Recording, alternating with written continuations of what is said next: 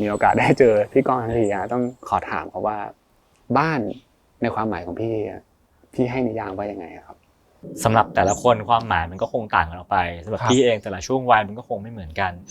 สักครั้งหนึ่งที่เป็นวัยรุ่นบ้านมีไว้นอนตอนเช้าตื่นมาไปใช้ชีวิตกลับมาแล้วก็นอนแต่ว่าตอนนี้พอถามตัวเองว่าเราออกแบบบ้านหลังนี้ด้วยนิยามว่าบ้านมันคืออะไรครับพี่พบว่าบ้านมันคือรังนะครับรังก็คือสิ่งมีชีวิตมันเอาไว้ใช้เพื่ออยู่เพื่อให้ปลอดภัยเพื่อให้ดำรงเผ่าพันธุ์แน่นอนว่ามันต้องเป็นที่อยู่และผาสุกปลอดภัยเนาะทั้งภายนอกภายในก็แล้วแต่มากไปกว่านั้นถ้ามองเป็นสิ่งเกี่ยวกับปัญหาความเป็นมนุษย์นะครับบ้านมันเป็นพื้นที่ที่ทำให้เรารู้สึกว่าเราเชื่อมโยงกับอะไรบางอย่างนะครับพี่คิดว่าบ้านที่เปลี่ยวเหงาหรือที่อยู่ที่เปลี่ยวเหงาคือที่อยู่ที่เป็นกล่องแล้วก็ตัดขาดเราออกจากโลกครับบางคนบอกว่าฉันอยากจะขาดจากโลกเพราะว่าเหนื่อยแต่ละวันมากพอแล้วฉันอยากจะกลับมาเพื่อปิดประตูแล้วก็อยู่กับตัวเองก็ได้ฮะแต่ว่าสำหรับพี่คิดตรงกันข้ามพี่คิดว่าบ้านมันควรจะเป็นพื้นที่ที่เชื่อมโยงเราเข้ากับโลกในความหมายของคนอื่นและโลกจริงๆคนอื่นแปลว่าอะไรฮะแปลว่าบ้านหลังนี้แม้ว่าเราจะไม่เห็นใครเราอยู่คนเดียวแต่เราจะรู้สึกถึงการอยู่ของทุกคนทุกครั้งที่เดินผ่านจุดนี้เห็นสิ่งนั้นก็จะนึกถึงคนเหล่านั้นว่าเขาคนที่ผ่านเข้ามาในชีวิตเราแล้วก็เราบันทึกเอาไว้ผ่านเรื่องราวที่อยู่ในบ้านอีกสิ่งหนึ่งคือการเชื่อมโยงเราเข้ากับโลกเมื่อไม่นานมานี้ฮะกรมอุตุ 2-3 วันที่ผ่านมากรมอุตุประกาศว่ากรุงเทพหรือเมืองไทยเนี่ยเข้าสู่หน้าหนาวแล้วนี่ก็แบบยังไงเลยวะไม่เห็นหนาวเลยคนที่บอกว่าไม่เห็นหนาวเลยฮะแต่ว่าสิ่งที่วันนี้รู้สึกได้คือว่าลมพัดเข้ามาแล้วมันก็เย็นแก๊ปก็จะบอกว่าแล้วทำไมพี่มันก็อย่างนี้ทุกวันป่ะวะทุกวันฮะลมมาจากหลังบ้านจากหลังบ้านมาสู่หน้าบ้านเป็นลมร้อน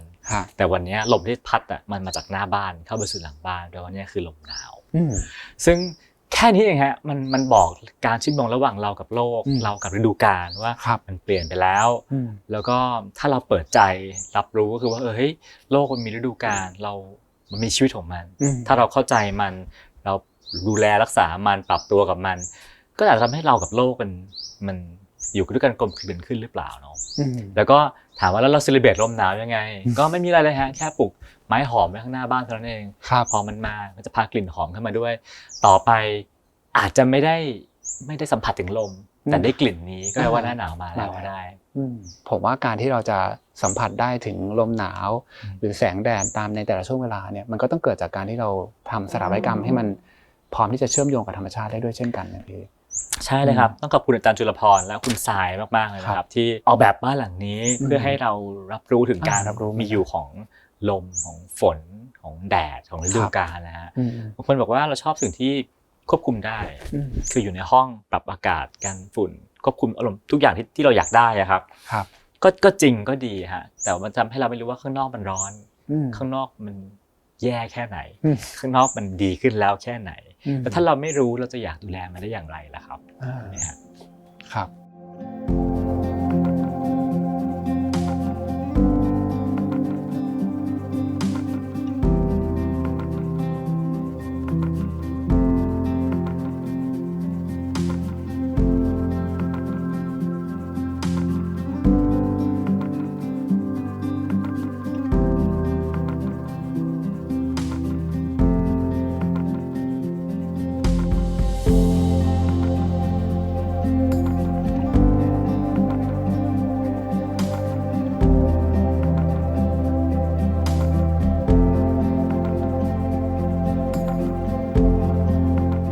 ตอนนี้ก็เข้ามาอยู่ในห้องครัวแล้วนะครับอย่างหนึ่งที่ผมจำได้ตอนที่อ่านที่พี่โพสก็คือพี่ก้องบอกว่าห้องนี้เป็นหนึ่งห้องที่สำคัญมากๆแล้วก็มีการลิงก์ไปกับคำว่าครอบครัวด้วยซึ่งตอนผมอ่านว่าโอ้โหก็เลยอยากให้พี่ก้องเล่าให้ทุกคนได้ฟังนะฮะว่าห้องนี้มีความสำคัญยังไงแล้วก็ออกแบบไว้ยังไงบ้างครับคืออาจารย์ยงยุทธจันทรัตน์ผู้ล่วงลับนะครับอาจารย์พี่เนี่ยเขาก็จะเคยพูดถึงว่าเรือนไทยสมัยโบราณจะเป็นเรือนหมู่เนาะแล้วเขาก็บอกว่าการที่ต่างคนต่างอยู่แต่ว่าทุกคนก็จะมารวมตัวกันคือในครัวกินข้าวร่วมกันนั่นเองนะครับเพราะฉะนั้นครัวมันจะเป็นพื้นที่ที่รวมทุกคนเข้าไว้ด้วยกันครอบทุกคนเข้าไว้ด้วยกันครอบครัวพี่รู้สึกว่าให้ความคิดนี่มันก็ดีเนาะถ้าเราสามารถทำให้ครัวของเราเป็นแบบครัวโบราณคือมาใช้เวลาอยู่ด้วยกันทำด้วยกินด้วยพูดคุยกันด้วยน่าจะดีก็เลยพยายามจะออกแบบครัวให้เป็นแบบนั้นนะ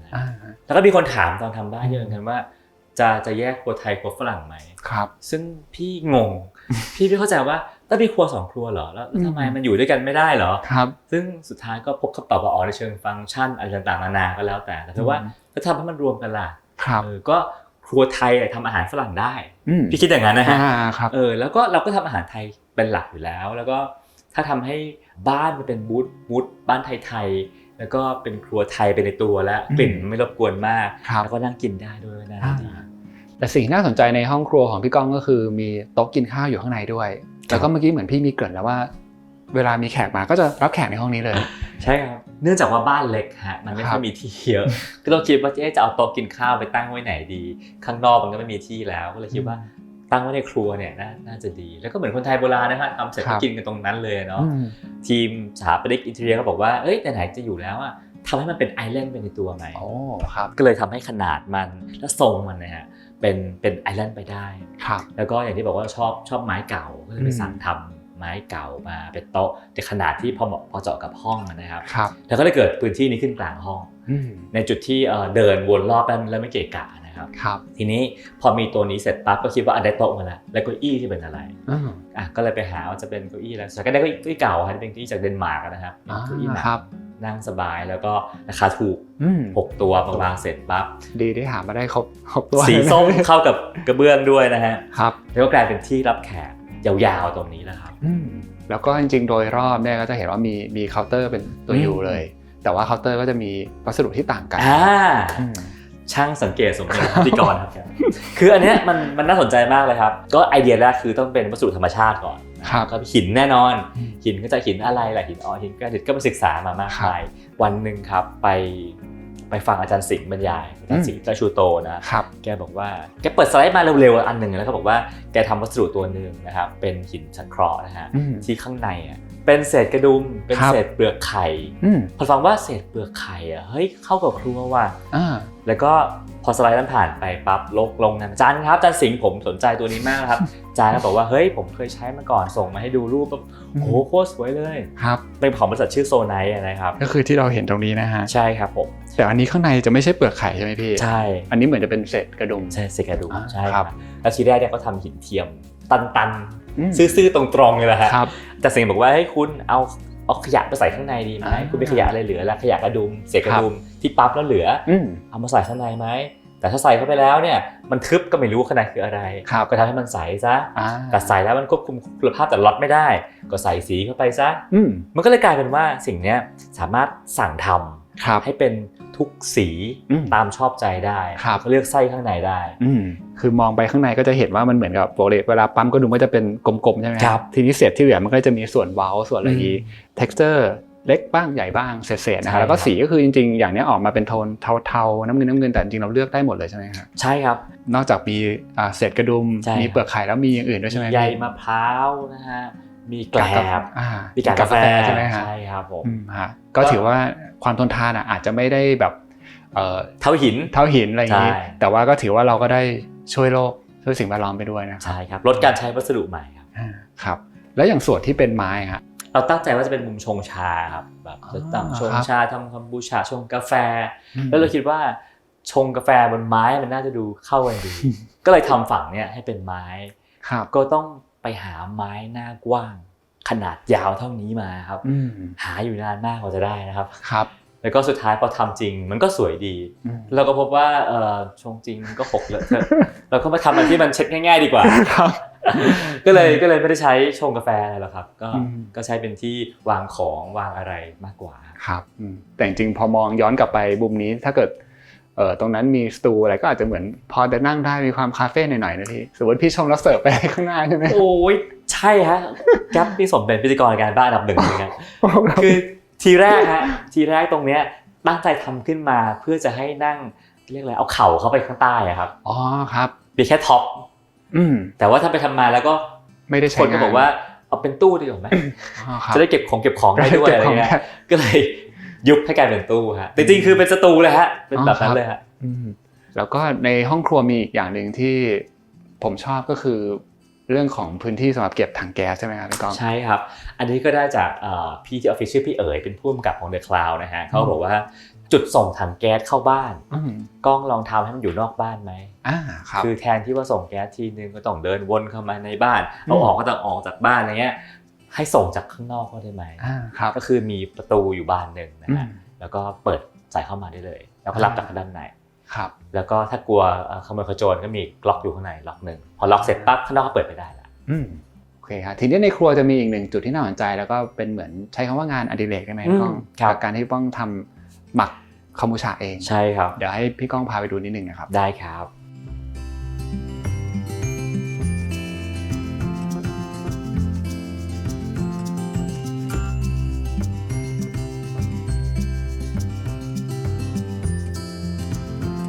คือพี่ชอบเรื่องจุลินทรีย์ฮะสิ่งมีชีวิตขนาดเล็กที่มันช่วยเราในหลายๆแบบเมื่อกี้เราคุยเรื่องหน้าบ้านไปแล้วว่ามันช่วยปรับปรุงดิน ครับ ทีนี้อีกส่วนหนึ่งที่คนคุ้นเคยมากกว่าคือการทำงานในร่างกายเราจุลินทรีย์มันก็เป็นเหมือนเรียกว่าเป็นตำรวจที่ดีก็ได้นะฮะมันช่วยไล่ผู้ร้ายฆ่าโจรที่อยู่ในร่างกายเราทำให้เรามีภูมิต้านทานที่มากขึ้นแต่ทุกวันนี้พอเรากินทุกอย่างให้มันปลอดเชื้อไปหมดทุกอย่างสะอาดไปหมดจุลินทรีย์ก็เข้าสู่ร่างกายเราน้อยลงการเติมเข้าไปจึงเป็นสิ่งวิธีการที่ดีเติมผ่านอะไรก็ได้ผ่านนัตโตะก็ได้ผ่านปลาร้าก็ได้ผ่านผักดองผ่านกิมจิก็ได้คอมบูชาก็เช่นเดียวกันแต่แค่คอมบูชามันต่างกันที่มันเป็นเครื่องดื่มที่อร่อยและก็กินง่ายครับหลักการก็คือการหมักเอาชามาตั้งต้นเอาเชื้อใส่เอาน้ำตาลใส่แล้วจุลินทรีย์มันโตขึ้นพอโตขึ้นมันก็เริ่มเปรี้ยวพอเปรี้ยวเสร็จปั๊บมันก็เลยมีรสหวานของน้ำตาลที่เรายังมีอยู่มีรสเปรี้ยวที่มาจากจุลินทรีย์แล้วก็มีจุลินทรีย์ที่อยู่ในโหลพวกนี้มันทำให้เราได้ประโยชน์อย่างที่พี่ก้องทำเนี่ยปกติพี่ก้องกินบ่อยแค่ไหนครับพวกนี้ก็คือกินทุกวันเลยเหมือนเป็นหรือกินแทนน้ำเลยไหมฮะก็จริงๆกินแทนน้ำจะอ้วนไปหน่อยฮะก็กินทุกวันนะครับก็คิดซะว่ากินเหมือนแทนโซดาเนาะแทนน้ำอัดลมอะไรอย่างเงี้ยฮะก็อร่อยดีมีประโยชน์ฮะแล้วก็วางขายเล็กๆน้อยๆทำแจกจ่ายเพื่อนพ้องอะไรเงี้ยแล้วก็ถ้าเอาผลของมันในแง่ดีก็คือการขับถ่ายหรือว่ามีอะไรบ้างนะครับพี่จริงๆมันก็มีหลายอย่างครับคือขึ้นอยู่กับจุลินทรีย์ที่มีเป็นอะไรนะครับแต่หลักๆแล้วมันก็ช่วยภูมิต้านทานแล้วก็ช่วยเรื่องระบบขับถ่ายครับอันนี้เป็นข้าวฮะหมักจากข้าวเหนียวลืมผัวคือพี่ทำงานชื่อ Thailand Rice Face ด้วยแต่คราวทำด้วยนะครับก็เลยมีข้าวแล้วก็เพราะว่ามีข้าวตัวหนึ่งชื่อข้าวเหนียวลืมผัวเนี่ยชอบไปหมักสาโทกันเพราะมันน้ำตาลเยอะ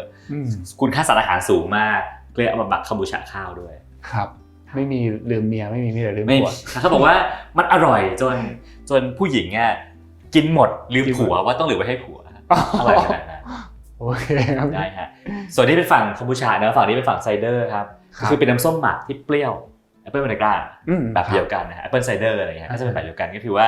ฝรั่งใช้แอปเปิลแต่เราใช้ผลไม้ไทยตามฤดูกาลนะครับอันนี้ก็มีมังคุดมะเหมี่ยวลำไยกล้วยนะฮะก็อะไรถูกๆช่วงนั้นน่ะก็ซื้อมาแล้วก็หมักเป็นไซเดอร์ก็จะเกิดเสร็จแล้วก็จะเป็นใสๆแล้วก็กินแทนน้ำส้มหมักอีกหนึ่งเรื่องที่ขอเล่าในห้องนี้ฮะคือเรื่องกระเบื้องครับคือทีแรกสุดก็ไม่ได้มีไอเดียเลยนะครับเรื่องกระเบื้องแล้วก็มีวันหนึ่งไปสงขลาครับเขตเมืองเก่าถ้าเป็นตึกแถวยาวๆเข้าไปตามตึกเก่าแล้วก็จะเห็นพื้นเข้าไปห้องที่1ห้องที่2ห้องที่3เฮ้ยเหมือนกันหมดเลยว่ะทุกบ้านเป็นกระเบื้องโบราณขนาดฟุตคูณฟุตอยู่เป็น100 ปีแล้วนะฮะแล้วก็เอียง45 องศาคือกระเบื้องไม่ได้หันตรงแต่เอียง45 องศาทุกหลังเลยฮะแล้วแบบเฮ้ยชอบว่ะปรึกษาผู้รับเหมาบอกว่าผมว่าอย่าเลยครับมันหนักส่งมาไกลผมว่ามันจะไม่คุ้มครับออกกระเบื้องใหม่ก็ได้ค่าส่งแพงเลยส่งแพงก็เลยใช้กระเบื้องใหม่ครับโทนนี้จะเป็นโทนสีส้มนะฮะโซฟาสีส้มพื้นสีส้มแล้วก็อยู่กับไม้แต่ก็คือเป็นกระเบื้องใหม่ที่สุดท้ายก็ได้เอฟเฟกต์ใกล้เคียงกับที่สงขลาที่พี่ไปดูมาเป็นกระเบื้องดินเผาซึ่งเดินจะเย็นนะฮะแล้วเดาว่าทำให้ครัวนี้มันเย็นไปด้วยครับอีกหนึ่งพื้นที่ด้านหลังตรงนี้ที่เชื่อมกับครัวครับก็จะเป็นมุมลอนดรีแล้วก็จะเห็นว่าพี่ก้องมีการแยกขยะไปด้วยนะฮะให้พี่ก้องเล่าถึงห้องนี้ให้ฟังหน่อยครับพี่พบว่าสุดท้ายแล้วณวันนี้ครับการแยกขยะมันเป็นความรับผิดชอบขั้นพื้นฐานเหมือนที่คุณปลดทุกข์แล้วคุณต้องกดชักโครกครับ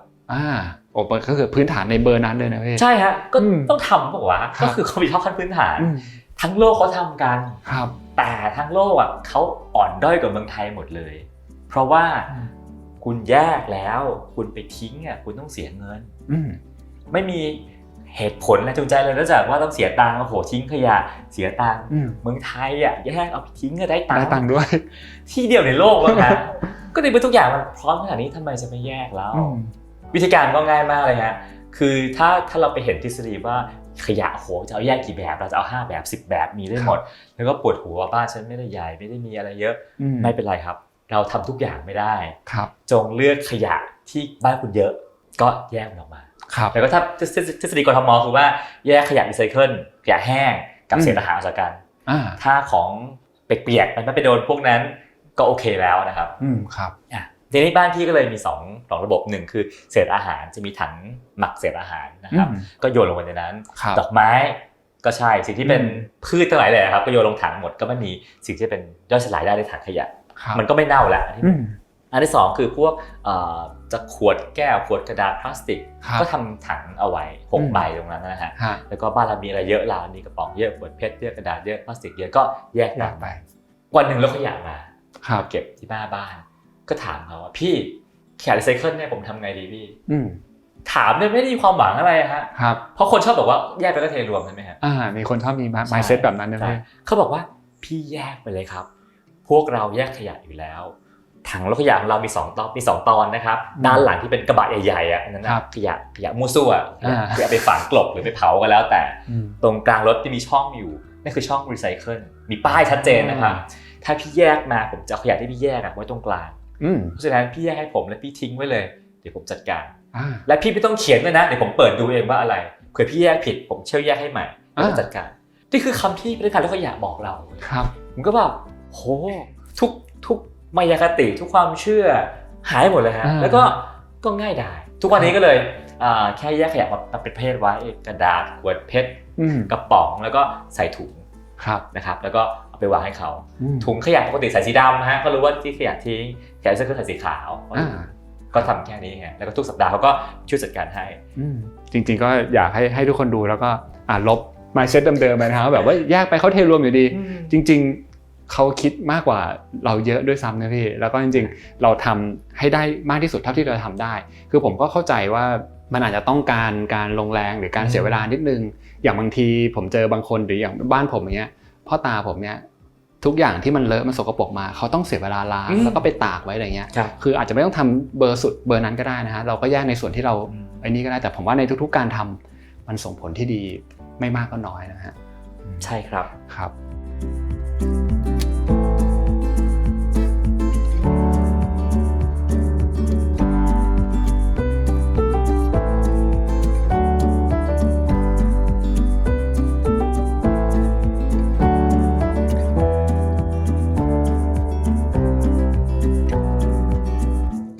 พี่ก้องก็พาขึ้นมาชั้น2แล้วนะครับ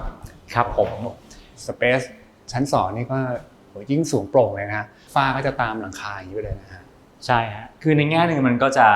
โปร่งโล่งสบายแล้วก็ไม่ร้อนแต่ในแง่นึงก็เป็นห่วงเรื่องการจัดการว่า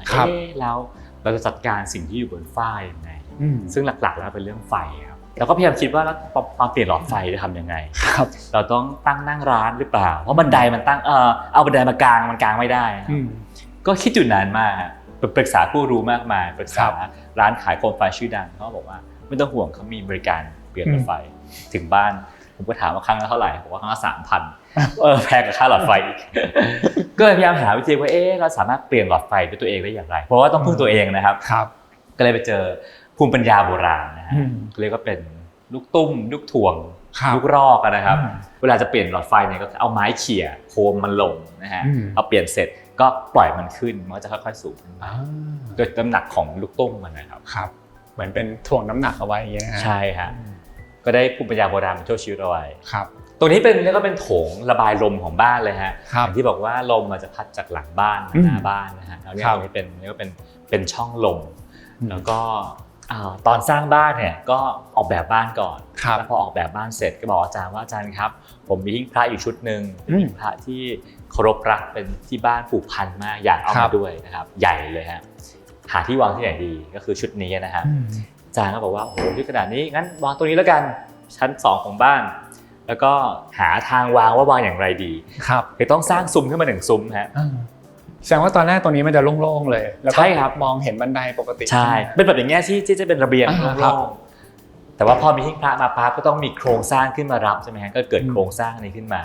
แล้วก็ทำให้หิ้งพระเนี่ยเป็นสัดเป็นส่วนซึ่งในแง่หนึ่งก็ดี แต่อีกแง่หนึ่งก็คือว่าบังลม คือวันที่เริ่มสร้างไปก็คิดอยู่ว่าดีเหรอวะจริงเหรอวะอย่างนั้นเหรอแล้วก็สุดท้ายก็ไปบอกสถาปนิกว่าแบบอาจารย์ผมว่ามันบังลมช่วยแก้ปัญหาให้หน่อยอาจารย์เขาก็เลยบอกว่าถ้างั้นเนี่ยใช้ภูมิปัญญาโบราณอีกครั้งหนึ่งนะฮะก็คือใช้สิ่งที่เรียกว่าฝาไหลนะครับก็พอเราเปิดฝาไหลปั๊บลมและแสงก็สามารถเข้ามาได้เดี๋ยวให้พี่ก้องเปิดให้ดูนะครับนี่นะฮะเปิดมาแล้วก็ลมแสงก็เข้ามาได้แล้วก็ปิดได้ซึ่งเราก็เข้าใจว่าเฮ้ยฝาไหลมันเป็นภูมิปัญญาโบราณงานไม้มันจะโบราณใช้ไป3 ปีมันจะรูดได้ไม่ได้มันจะติดหรือเปล่านะครับอาจารย์เขาบอกว่าไม่คุณไอ้ฮาร์ดแวร์มันยี่ห้อฝรั่งยี่ห้อเยอรมันนะมันก็แบบไหลลื่นเลยฮะไม่ต้องห่วงเลยว่ามันจะใช้งานได้ไม่นานก็ถือว่าเป็นอะไรที่ดีมากนะครับเพราะว่าเนี่ยพอเราจะเห็นสิ่งที่แตกต่างเลยคือนอกจากได้ลมแล้วนี่แสงก็แบบเข้ามามากขึ้นด้วยนะฮะใช่ค่ะแล้วก็นี่อาจจะเป็นอีกสิ่งหนึ่งที่บอกว่าภูมิปัญญาไทยเมื่อเอามาประยุกต์ใช้ดีๆมันไม่อยู่กับบ้านปัจจุบันได้ครับแล้วก็พื้นที่ตรงนี้เองก็จะมีอีก1จุดก็คือเป็นทางเดินที่ออกไปสู่ระเบียงนะครับใช่แต่ว่าพี่ก้องเองก็จะมีการดิสเพลย์นาฬิกาไปด้วยซึ่งนี่คือของสะสมหลักๆของพี่ก้องเลยคือเราจะเห็นว่าฝาผนังบ้านต่างจังหวัดมันจะมีไม้แผ่นยาวๆที่เขาจะเอาไว้วางของวางกระป๋องแปะวางกระจกวางอะไรอย่างเงี้ยนะฮะซึ่งชอบมากมันเป็นความบ้านๆที่ชอบมากครับเหมือนบางทีฝาบ้านแล้วมันจะมีโครงใช่ไหมพี่แล้วโครงนั้นเขาก็ใช้เป็นที่ในการวางของเลยใช่ฮะรู้สึกว่าเฮ้ยมันมีความเป็นบ้านสวนฝั่งทนบ้านไม้ต่างจังหวัดมันต้องอย่างนี้แหละเราก็เลยอยากมีสิ่งนี้บ้างในบ้านเราแต่บ้านเราไม่ได้ใช้ไม้เป็นโครงเราใช้ปูนมันก็เลยไม่มีก็ขอต่อขึ้นมาใหม่แล้วก็คิดว่าถ้าอย่างนั้นเนี่ยเราวางของสะสมเราดีกว่าก็คือนาฬิกาถ้ามองจากตัวโครงสร้างชั้นมันจะเป็นไม้ที่ขนาดคล้ายๆไม้โครงผนังอย่างที่แกว่านะครับก็คือยื่นมาไม่เยอะตื้นๆนะฮะใช่ครับให้ความรู้สึกแบบเดียวกันเนาะทีนี้พี่สะสมนาฬิกาครับด้วยเหตุผลว่านาฬิกาเนี่ยมันเป็นของที่เปลี่ยนสิ่งที่จับต้องไม่ได้อย่างเวลาให้มันจับต้องได้มันเท่ดีครับแล้วก็พยายามเก็บสะสมนาฬิกาไขลานครับเพราะว่ามันจะไม่มีวันหมดอายุถ้าเรามีเวลาให้มันจะมีเวลาให้เราก็เลยชอบคอนเซปต์นี้แล้วก็สะสมสิ่งนี้มา10 กว่าปีแล้วครับเวลาไปเที่ยวไหนก็พยายามซื้อนาฬิกาเก่าของประเทศนั้นๆกลับมาด้วยแล้วก็ทำให้ในนี้ก็มีวันเวลาของแต่ละประเทศจากหลากหลายที่มากมายเห็นวิวัฒนาการของนาฬิกานะครับมีบวกนาฬิกาจับเวลาบ้างอะไรบ้างอย่างนี้ครับซึ่งจริงๆนอกจากตรงนี้เองเนี่ยใน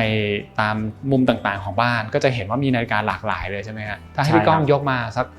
2-3 จุดได้ไหมฮะถ้านาฬิกาในบ้านเนี่ยที่คิดว่าชอบเรือนนึงคือตรงเสากลางบ้านครับคือพี่โตมากับบ้านที่มีนาฬิกาเรียกนาฬิกามอเต้นาฬิกาที่มีลูกตุ้มแล้วจะมีเสียงทุกๆชั่วโมงบ่ายโมงตี1 ทีบ่าย2 ตี 2 ทีเพราะมันกระซิบตลอดเวลาในแง่หนึ่งมันก็น่ารำคาญแต่อีกแง่หนึ่งเฮ้ยมันดูเป็นบ้านที่มันไม่เงียบมันรับรู้ถึงเวลาว่าตอนนี้มันกี่โมงแล้วก็มันมีอะไรแบบเคลื่อนไหวอยู่ในบ้านซึ่งชอบก็อยากมีบ้านก็เลยไปลดทอนหน่อยนะฮะก็เป็นนาฬิกาที่เล็กหน่อยของยุโรปของเนเธอร์แลนด์นะครับก็มีที่หัวเสาด้านล่างก็จะได้ฟังเสียงตีทุกๆชั่วโมงว่าครบชั่วโมงแล้วนั่นเป็นตัวหนึ่งแล้วก็ถ้าเป็นนาฬิกาที่ชอบอีกนะฮะก็จะมีนาฬิกาในครัวตรงข้างๆตู้เย็นนะฮะจะเป็นนาฬิกาใหม่ของญี่ปุ่นหน้าจอเขาก็จะเป็นแผ่นกลมๆแล้วก็จะหมุนทั้งแผ่นตามวินาทีพอหมุนเสร็จปั๊บจะเกิดภาพหลอกตาว่าคนกำลังเดินเหมือนคนเดินอยู่ใช่สุดวันนั่นแหละเวลาเดินชอบก็เลยซื้อมาแต่ว่าถ้าตรงนี้คิดว่าอันที่เป็นไฮไลท์เนี่ยชอบนาฬิการุ่นหนึ่งน่าจะของฝรั่งเศสนะครับเป็นนาฬิกาที่มันบอกข้างขึ้นข้างแรมครับคือตัวนี้นี่ฮะคือตัวนี้มันคือเป็นโครงสร้างที่เป็นทรงกลมนะฮะก็จะหมุนทุกวันหมุนพอหมุนก็จะบังเงาพระจันทร์ก็ทำหน้าที่คล้ายเงาของโลกที่บังดวงจันทร์ในแต่ละวันที่ทำให้เกิดขึ้นข้างแรมก็แปลว่าถ้าคืนนี้เราไปแหงนมองฟ้าเราจะเห็นพระจันทร์ในเสี้ยวแบบนี้แบบเดียวกันเลยใช่ก็เป็นอันที่รู้สึกว่าเป็นนาฬิกาที่บอกข้างขึ้นข้างแรมที่เท่จังของฝรั่งเศสจริงนะพี่ใช่ครับก็ประมาณนี้ฮะจากโถงนี่ฮะมันเป็นเหมือนจุดศูนย์กลางของชั้น2ที่จะแจกจ่ายทราฟฟิกนะฮะไปยัง3ห้องนอนนะฮะไปห้องน้ำไประเบียงก็เรียกว่าจากตรงนี้จะไปไหนต่อก็ได้แล้วก็มองลงไปข้างล่างก็จะเห็นบรรยากาศด้านล่างนะฮะก็เรียกว่าเชื่อมต่อทั้งความรู้สึกของทั้งข้างบนข้างล่าง ถ้าอยากคุยกับคนข้างล่างแล้วไม่อยากเดินลงไปก็ตะโกนคุยกันก็ยังได้ยินกันอยู่ ครับก็ทำให้รู้สึกว่าบ้านมันไม่ได้ใหญ่จนมองหากันไม่เห็นครับฝั่งซ้ายนี้ก็คือจะมี2ห้องนอนเป็นห้องนอนรองใช่ไหมครับใช่ครับแล้วก็ขวามือที่เป็นห้องนอนหลักใช่โอเคเดี๋ยวให้พี่ก้องพาไปดูห้องนอนรองก่อนนะครับได้เลยครับ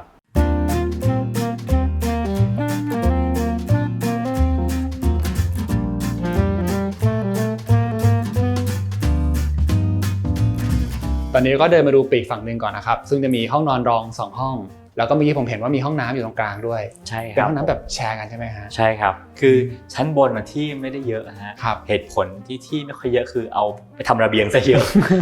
ตรงห้องนอนก็เลยเหลือที่ไม่เยอะใช่ไหมฮะทำให้ต้องแชร์ห้องน้ำกันมี3ห้องนอนห้องนึงเป็นห้องนอนแขกห้องนึงเป็นห้องนอนลูกที่ตั้งใจไว้คือห้องนี้นะครับครับจริงๆสเปซของห้องนอนทั้ง2ห้องเนี่ยก็คือจะได้ฝ้าเพดานที่สูงมากๆเลยห้องนี้ก็เลยมีการเนี่ยทำโครงสร้างเพิ่มแล้วก็เหมือนมีชั้นลอยขึ้นไปด้วยนะฮะใช่ฮะอันนี้คือทางสถาปนิกเขาออกแบบมาเลยฮะว่าอยากให้มี2ชั้นแบบนี้นะครับแต่ว่าตอนที่ทำมาเนี่ยยังไม่ได้คิดว่าจะขึ้นยังไงดีแล้วก็คือคิดว่าทำแล้วจะดีนะฮะแล้วก็ระหว่างที่ทำบ้านกันมาเนี่ยก็มีโอกาสได้ไปบ้านถวายแล้วไปเจอเฟอร์นิเจอร์ไม้โบราณชิ้นนึงฮะเป็นเตียง2ชั้นชั้นล่างอ่ะมันไม่ใช่เตียงชั้นล่างมันเป็นเหมือนที่นั่งเป็นชานบ้านเลยฮะแล้วก็ขึ้นไปข้างบนเป็นที่นอนชั้นบนเป็นเตียงแต่ข้างล่างอ่ะเป็นชานแล้วก็โหยเท่จังแต่สิ่งที่มันเท่สุดคือไอ้บันไดที่ขึ้นไปลูกบันไดที่ขึ้นไปอ่ะมันคือลิ้นชักเดี๋ยวบันไดด้วยแล้วก็สามารถเป็นลิ้นชักไปในตัวด้วยคิดว่าชอบมากอยากสั่งซื้อมามากๆแต่ว่าปรากฏว่ามันไม่ได้ฮะเพราะว่าเอาติดจริงมันจะชนหน้าต่างชนอะไรทั้งหลายแหล่มันก็ไม่สามารถเอามาใช้ได้ก็เลยต้องอัดแอปโดยยืมไอเดียมาก็เลยเกิดโครงสร้างนี้นะฮะคือบันไดเนี่ยก็ใช้เป็นตู้เก็บของได้ด้วยแต่เราก็ไม่ได้เป็นแค่ลิ้นชักอย่างเดียวแต่ว่าเราก็เป็นตู้นะฮะเก็บตู้เสื้อผ้าได้ก็ถือว่าใช้พื้นที่ใต้บันไดได้คุ้มมากๆเลยนะครับใช่ครับแล้วก็ทีแรกตอนคิดเอาไว้คือคิดว่าข้างบนเนี่ยมันคงเป็นเหมือนที่เก็บของแต่ว่าพอทำแล้วจริงๆนะฮะข้างบนมันดีมากคือมันสูงหมายความว่าคุณยืนได้และหัวไม่ชนแล้วยังห่างอีกเยอะครับมันเลยเป็นพื้นที่ที่ไม่อุดอู้แล้วก็เย็นสบายทุกคนแขกที่มาทุกคนน่ะก็ขึ้นไปแล้วก็แบบไม่อยากขึ้นไปพอขึ้นไปแล้วแบบเฮ้ยก็กลายเป็นพื้นที่ที่เรียกว่านั่งสังสรรค์ได้แล้วก็กลายเป็นที่นอนสบายมากแล้วก็อย่างในห้องนี้เองก็จะเห็นว่าอย่างหน้าต่างก็มี2จุดนะครับแต่ว่าดีเทลที่น่าสนใจคือด้านบนเนี่ยก็เป็นบานเปิดออกไปได้แต่ข้างล่างนี่เป็นบานเกล็ดใช่ไหมฮะใช่ครับจริงๆบานเกล็ดของทั้งบ้านนี่มีเยอะมากเลยฮะครับแล้วก็สิ่งที่เหมือนกันทั้งหมดก็คือว่าเป็นบานเกล็ดไม้ครับทางอาจารย์จุลพรเองเนี่ยก็ตั้งใจออกแบบให้ทั้งบ้านใช้บานเกล็ดไม้บานเกล็ดส่วนนึงคือระบายลมได้ดีนะฮะแล้วก็เป็นไม้เพื่อจะเข้ากับบ้านแล้วก็วิธีการมันง่ายมากเลยครับคือไอ้แกนเนี่ยมีขายทั่วไปอยู่แล้วแต่เพียงแต่ว่าบานเกล็ดทั่วไปอ่ะเขาไปสั่งทำกระจกมาใส่อันนี้ก็เปลี่ยนจากกระจกไปสั่งทำไม้มาใส่นะครับก็ได้บานเกล็ดไม้ทีแล้วก็แล้วแมลงมันจะเข้าไหมวะแต่สุดท้ายก็ไม่มีนะครับเพราะมันก็พอดีเป๊ะนะครับพอเราเปลี่ยนจากกระจกให้เป็นไม้เนี่ยก็จะทำให้เอลิเมนต์ทั้งหมดมันกลมกลืนกับบ้านมากขึ้นนะครับแล้วก็อย่างที่พี่ก้องบอกมันมีหลายส่วนจริงๆนะฮะอย่างข้างล่างตรงที่พี่บอกเป็นช่องลมใช่ไหมก่อนขึ้นบันไดก็มีเหมือนกันแล้วก็อีก1ห้องนอนรองจะอยู่ทางฝั่งหลังบ้านนะครับใช่ครับก็เป็นฝั่งที่อยู่ทางด้านหลังบ้านซึ่งจะร้อนหน่อยนะครับก็เป็นห้องนอนแขกแล้วก็ห้องนั้นเนี่ยเราก็สั่งทำเตียงกับทำตู้ด้วยเฟอร์นิเจอร์ไม้เก่าซึ่งมูดมันก็จะเป็นมูดที่ชอบมากคือตู้เสื้อผ้าห้องอื่นทำก่อนมันจะเป็นตู้บิวอินที่เป็นตู้ใหม่หน่อยแต่ตู้นี้ทำจากไม้สักมือสองมันก็เลยเหมือนเป็นไม้ตันๆเป็นต้นไม้อยู่ในห้องซึ่งก็เป็นมูดที่แปลกดีครับโอเคฮะเดี๋ยวจากตรงนี้ก็จะให้พี่ก้องพาไปดูห้องนอนหลักกันบ้างครับครับผม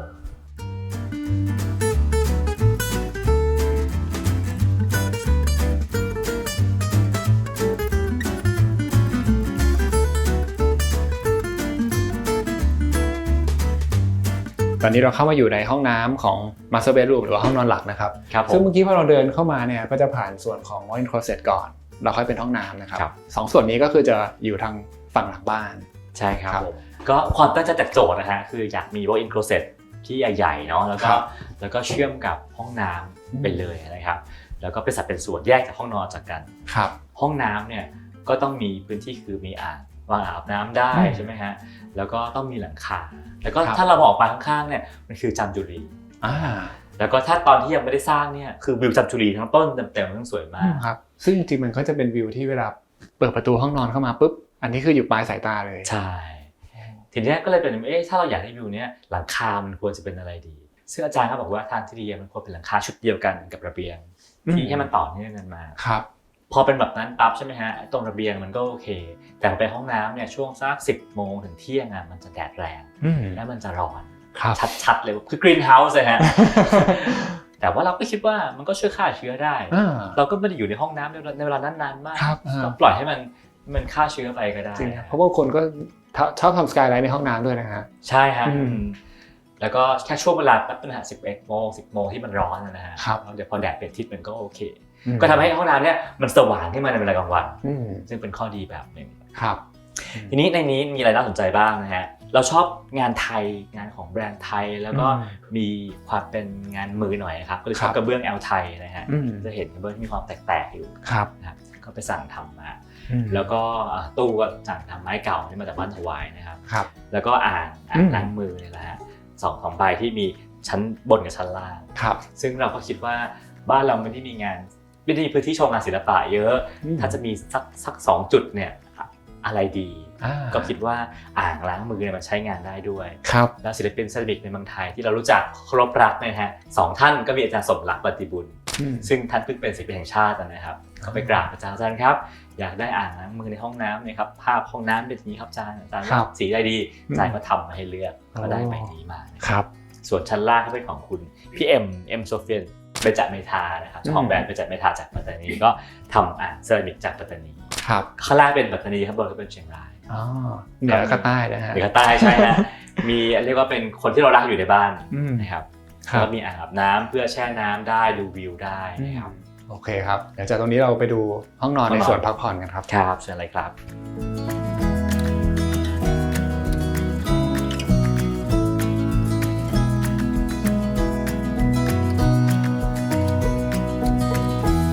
ห้องนอนก็เป็นอีกมุมที่บรรยากาศดีมากๆครับพี่ครับผมอันนี้ก็คือเราเปิดบานเฟรมออกหมดนะครับแล้วก็จะเชื่อมต่อกับระเบียง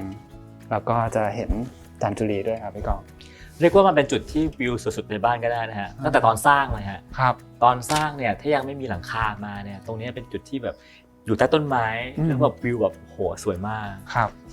สวยขนาดที่เราคิดว่าหลังคาใสดีไหมวะเพราะว่ามันจะได้บังวิวนะฮะเพราะผมจำได้ว่ามันก็มีโพสต์ที่พี่โพสต์เปรียบเทียบให้ดูว่าอันไหนดีคือคิดอยู่ว่าเฮ้ยหลังคาใสดีกว่าไหมจะได้เห็นวิวอย่างที่เราเห็นตอนก่อสร้างนะครับ6 เดือนนะครับหลังคาใสปั๊บโครงไม้เนี่ยมันรับน้ำหนักไม่ได้เพราะหลังคาใสมันหนักกว่าก็ต้องออกแบบโครงสร้างใหม่แล้วสุดท้ายเอาเทสตัวนั้นตัวนี้แล้วก็เกือบจะเลือกใช้อยู่แล้วเลยฮะกลับไปอ่านอะไรไม่รู้ฮะกลับไปอ่านบรีฟแรกที่เราบรีฟให้อาจารย์จุนไปอาจารย์ก็ขายงานรอบแรกเปิดวิดีโอซูมตัวนั้นดูฮะอาจารย์เขาบอกว่าผมว่าเราทำคอนเซ็ปต์บ้านสวนฝั่งทนดีไหมครับว่ะบ้านสวนฝั่งทนซึ่งกระเบื้องลอนเนี่ยฮะที่มีความเป็นลอนแบบชาวบ้านแต่ว่ามันก็ถูกดัดแปลงเป็นกระเบื้องขุ่นนะครับมันก็ประยุกต์ร่วมสมัยแล้วดีแล้วนี่นาถ้าเป็นกระเบื้องใสๆมันจะโมเดิร์นไปไหมวะก็เลยใช้ตัวนี้แหละฮะแล้วที่บอกว่าพอฝนตกก็จะเห็นร่องน้ำใช่ไหมฮะก็สวยนะครับมีคนทักทวงว่าเดี๋ยวนะกระเบื้องขุ่นๆอย่างนี้นะเดี๋ยวมันจะมีใบมานะแล้วมันก็จะเริ่มหมักหมมนะเดี๋ยวปีนึง2 ปี3 ปีนะมันก็จะดูไม่น่าดูนะผมก็เอาความนี้ไปเรียนปรึกษาทีมงานทั้งหมดเขาก็บอกว่าทางแก้มันมี1คือทุกปีที่เราเอาลูกอุปกรณ์มาตัดแต่งนะครับเดี๋ยวให้เขาเป่าใบไม้ให้ก็ต้องห้อยโหนตัวไปอยู่แล้วเอาเครื่องลมมาฮะเป่าลมครับเป่าออกไปได้แต่ผมพบว่าวิธีการที่ง่ายกว่าครับคือแก้ที่ใจเราครับก็แค่คิดว่ามันไม่สมบูรณ์แบบก็มันก็ไม่เห็นเป็นไรอ่ะมันก็ไม่ได้ไม่สวยมันก็ใต้ต้นไม้มันต้องมีใบไม้ครับแล้วพอคิดแบบนั้นได้ใช่ไหมฮะมันก็ไม่ได้มีปัญหาอะไรแล้วนะครับครับจริงๆอย่างแนวคิดนี้ผมว่ามันก็เป็นแนวคิดที่มันไปสอดคล้องกับเวลาถ้าเราจะเลือกสัจจวัสดุเลือกใช้ไม้เลือกอะไรที่มันเป็นธรรมชาติจริงนะพี่คุณต้องยอมรับให้ได้ทีแรกเลยว่ามันเปลี่ยนแปลงไปตามกาลเวลาของมันได้นะหรือมันจะไม่สมบูรณ์แบบนี้ตลอดไปนะพี่ทุกอย่างเป็นแพ็กเกจเนาะที่เราเลือก1 อย่างมันจะมาพร้อมกับแพ็กเกจนั้นนะฮะก็เข้าใจมาให้ได้แล้วก็ยอมรับมันแล้วพี่ก้องมีโอกาสได้ออกมาใช้พื้นที่ข้างนอกตรงนี้บ่อยไหมฮะก็ตอนกลางคืนก็ออกมาเดินเล่นบ้างครับ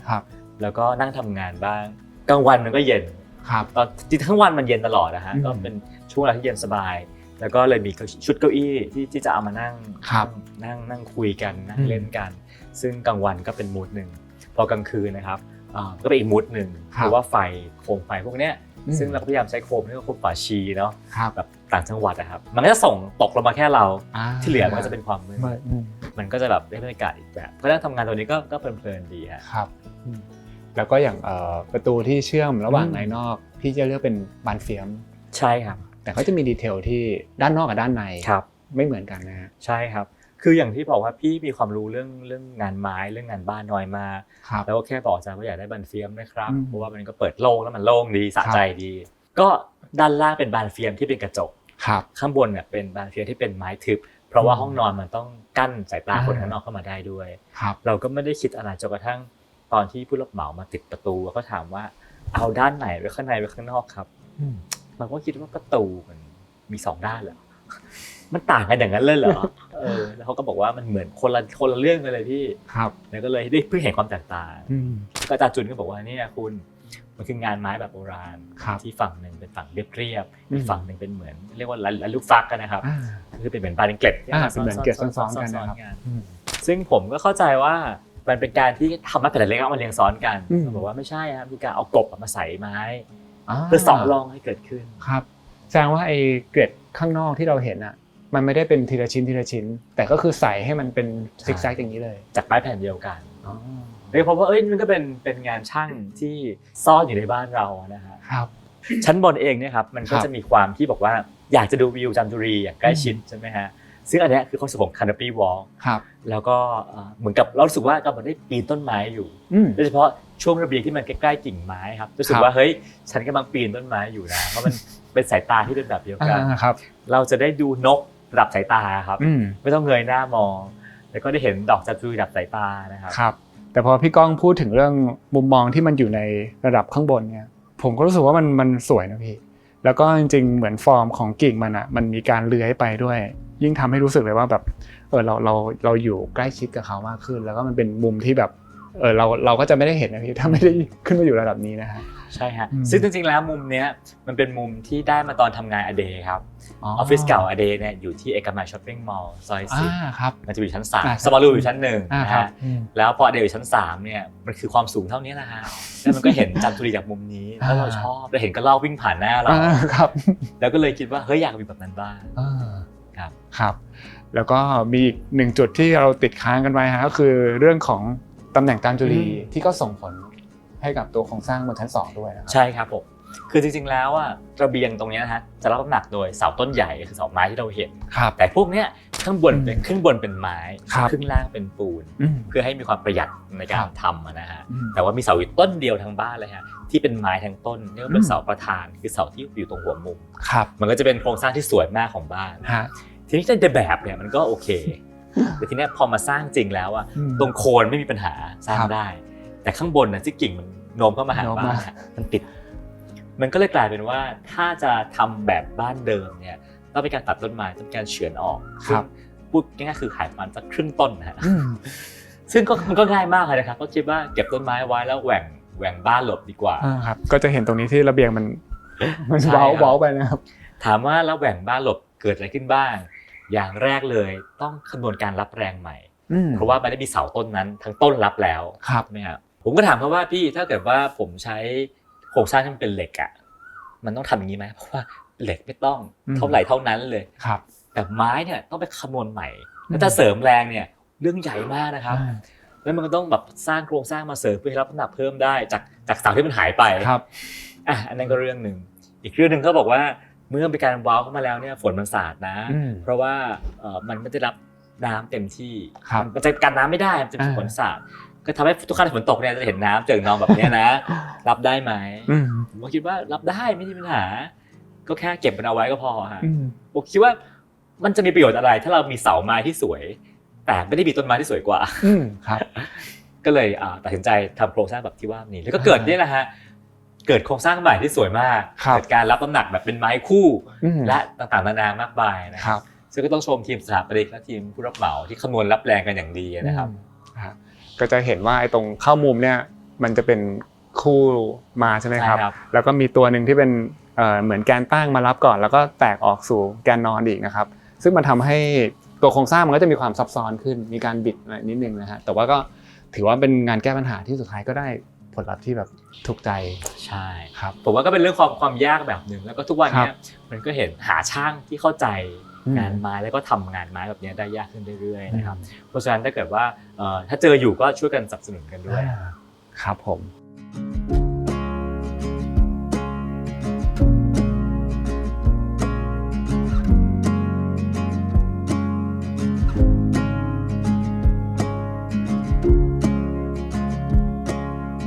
ทีนี้มันมีอีกอย่างหนึ่งที่พี่ก้องมีเล่าให้ผมฟังก็คือบ้านหลังนี้เนี่ยตั้งใจดีไซน์ให้เป็นบ้านที่มันไม่มีแสงสว่างมากเกินไปในตอนกลางคืนใช่ไหมครับใช่ครับคือเราพยายามจะทำให้บ้านมันรบกวนโลกน้อยที่สุดในทุกๆมิติซึ่ง1มิติคือเรื่องแสงเรื่องมลภาวะทางแสงครั้งหนึ่งความมืดเป็นสิ่งที่น่ากลัวยิ่งมืดยิ่งเต็มไปด้วยเรื่องราวที่น่ากลัวเรื่องเล่าที่น่ากลัวความไม่ปลอดภัยการมีแสงสว่างจึงเป็นเรื่องที่ดีแล้วก็เท่ากับความปลอดภัยแต่ว่าช่วงหลังๆที่ผ่านมานี้แสงสว่างมันก็บางทีมันก็มากเกินไปจนกลายเป็นมลภาวะทางแสงแล้วสิ่งนี้มันเป็นมุกเป็นที่เกิดขึ้นทั่วโลกเลยครับเมื่อยามค่ำคืนมันสว่างซึ่งเมืองสว่างมันไม่ผิดฮะแต่เมืองสว่างอ่ะคุณอยากใช้ไฟตรงไหนคุณก็ให้มันสว่างตรงนั้น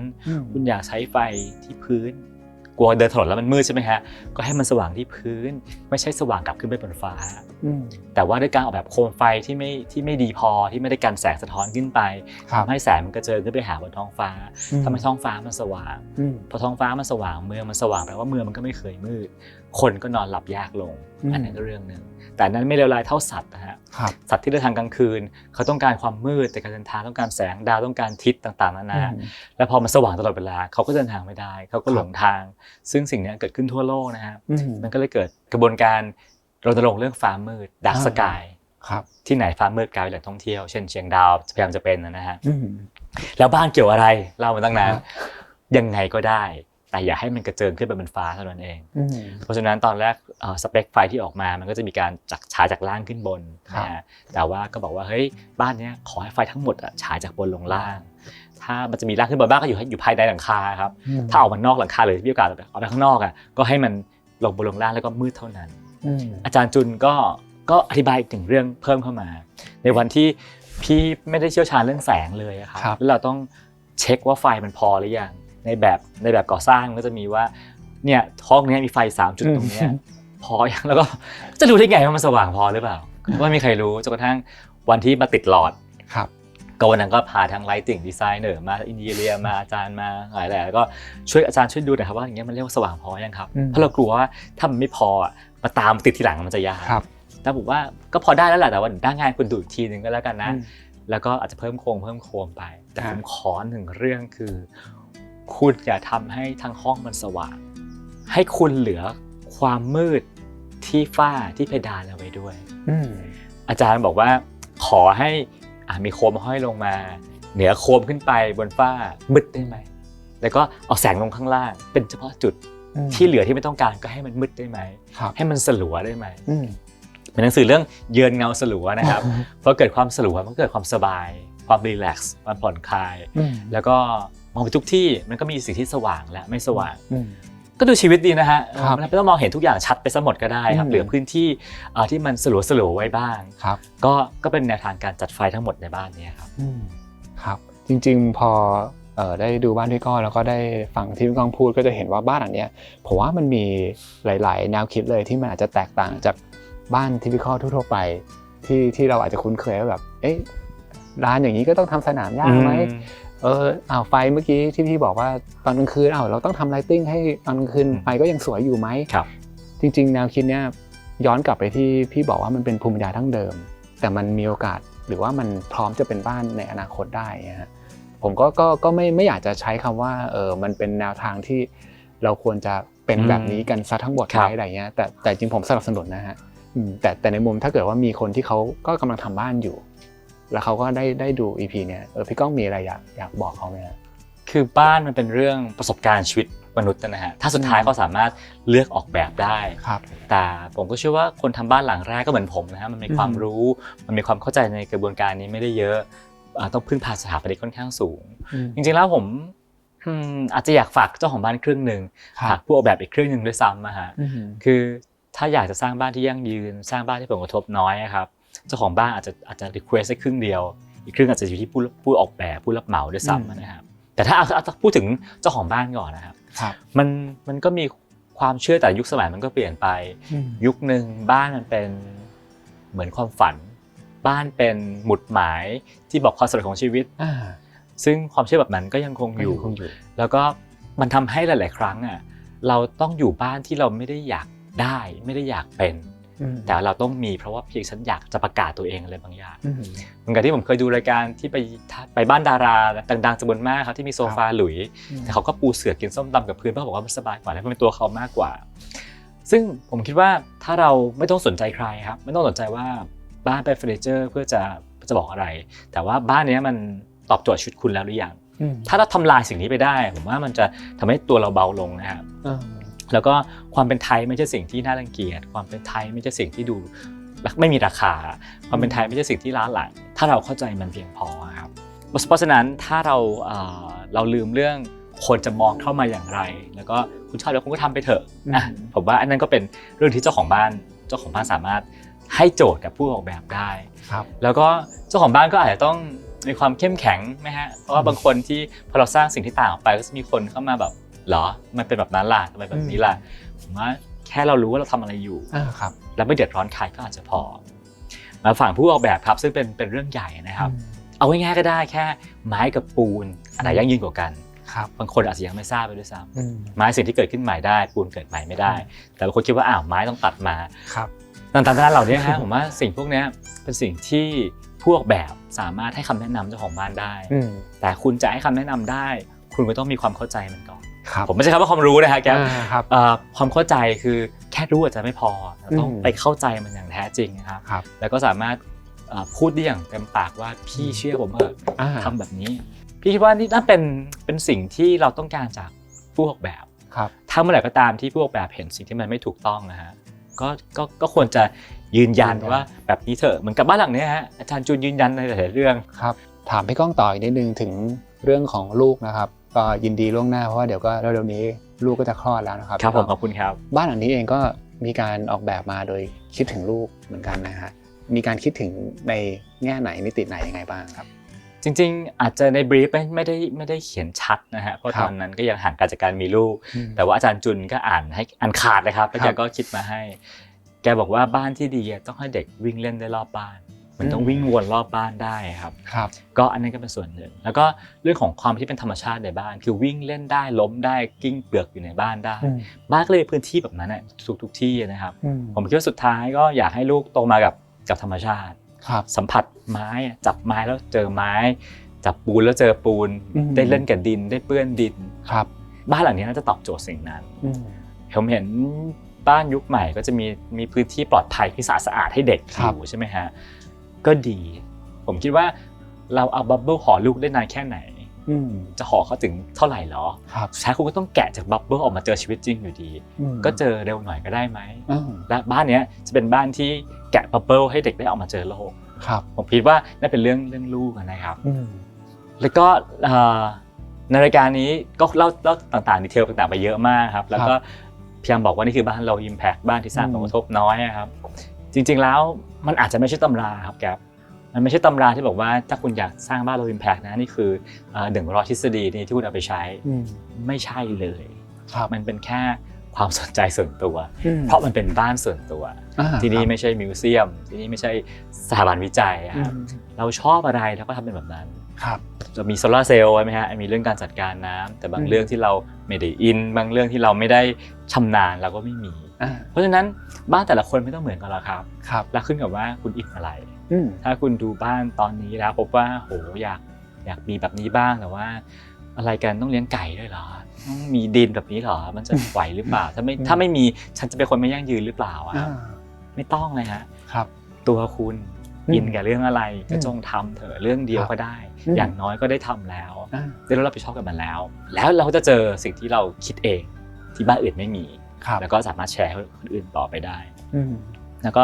ถ้าเหนืออื่นใด แก๊ปบอกว่าอยากจะให้รายการในตอนนี้เป็นประโยชน์กับผู้คนพี่ก็พยายามคิดว่าบ้านพี่มันจะเป็นประโยชน์กับผู้ชมรายการบ้านยังไงได้บ้างก็พยายามคิดแล้วก็พบว่าในพื้นที่รายการบ้านจำนวนมากที่มีครับเราจะเห็นบ้านแนวคล้ายๆกันอยู่ประมาณหนึ่งนะฮะซึ่งก็ขอบคุณแก๊ปมากที่เรียกบ้านพี่มาเป็นตัวอย่างขอบคุณพี่เช่นกันครับพี่ อย่างน้อยมันก็อาจจะบอกผู้คนได้ว่าบ้านที่ออกสื่อได้บ้านที่เขาบอกว่าสวยบ้านที่บอกว่าดีมันมีอีกหลายๆแบบนะมันมีบ้านแปลกๆแบบนี้ด้วยก็ได้ที่ไม่ได้อยู่ในขนบส่วนใหญ่ที่มันเป็นนะครับบ้านดีมีได้หลายแบบบ้านที่เหมาะกับคุณมีได้หลายแบบก็จงหาสิ่งนั้นให้เจออย่าเลือกเพราะว่าเขาบอกอย่าเลือกเพราะว่าเห็นในทีวีก็จงเลือกสิ่งที่เป็นตัวคุณแล้วก็ถ้าบ้านนั้นรบกวนโลกน้อยๆก็จะเกิดประโยชน์ได้